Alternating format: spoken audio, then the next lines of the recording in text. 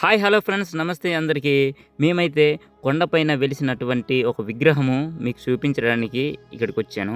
రీసెంట్‌గా ఈ విగ్రహము మాకు కనిపించింది. చూడండి ఫ్రెండ్స్, చుట్టుపక్కల కొండలు, ప్రశాంతమైన వాతావరణంలో ఈ విగ్రహము ఒంటరిగా ఉండడం మాకైతే బాధాకరమైన విషయం. మేమైతే ఆ విగ్రహం దగ్గరికి వెళ్తున్నాము. నేనైతే విగ్రహం దగ్గర ఉన్నాను. ఇక్కడికి ఎవ్వరు రాలేదు. మేమే ఫస్ట్ టైము. ఆ దేవతే స్వయంగా గుడి కట్టుకొని వెలిసిందని చెప్పాలి.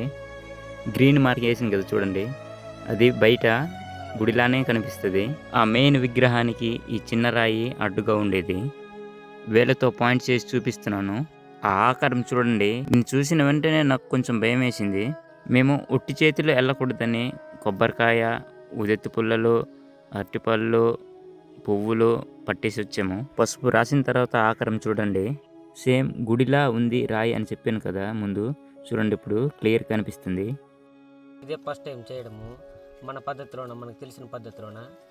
నాకైతే ఇప్పుడు చేయడం కాస్త హ్యాపీగా అనిపిస్తుంది. దేవుడితో ఇలా ఉండడము, పైగా అందరికీ తెలియజేయడము.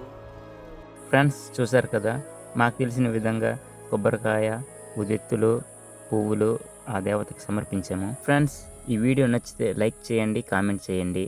మరిన్ని వీడియోల కోసం మన ఛానల్ సబ్స్క్రైబ్ చేసుకోండి ఫ్రెండ్స్.